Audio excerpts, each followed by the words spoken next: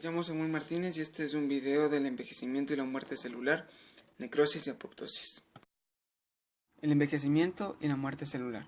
El envejecimiento es el proceso de degeneración, tanto morfológica como funcional, que experimentan las células antes de su muerte. La muerte se caracteriza por la detención de todos los procesos vitales y por la dispersión de la materia que constituye las células.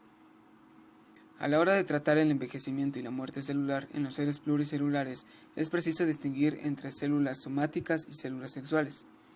Las células somáticas constituyen los diferentes órganos y partes del cuerpo y llevan a cabo varias funciones: digestión, transporte y percepción.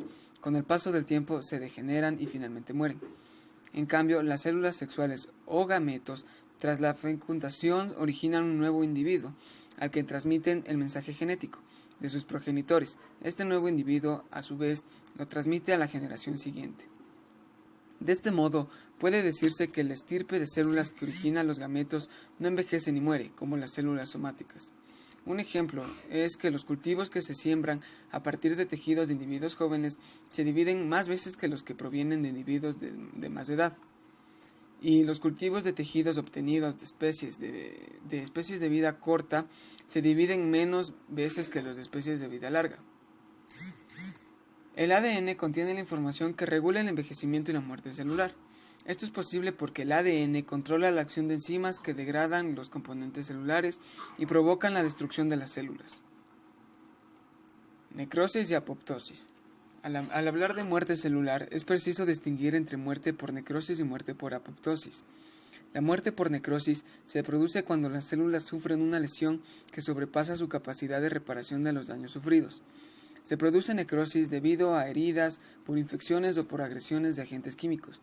También se produce necrosis cuando por falta de irrigación sanguínea un tejido deja de recibir oxígeno.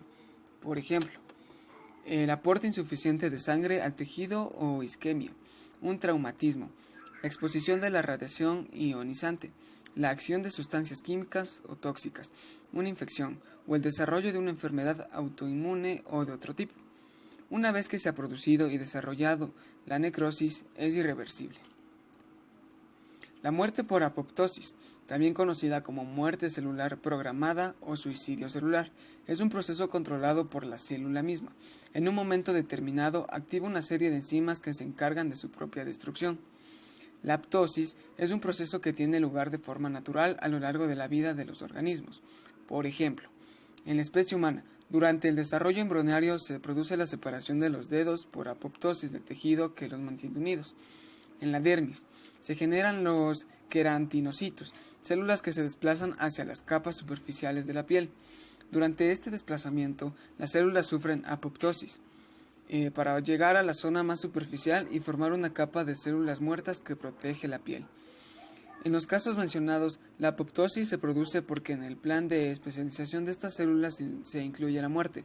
Por ello, las células dejan de recibir las señales químicas que necesitan para el mantenimiento de la actividad y se desencadena la apoptosis. También se produce apoptosis cuando las células han sufrido una alteración que hace que se comporten de un modo anormal y que perturben el funcionamiento de los tejidos, como en el caso de las células que se transforman en cancerosas. En este ejemplo, la autodestrucción de las células es un mecanismo de seguridad que evita la proliferación de un tejido anormal, en el consiguiente trastorno para todo el organismo.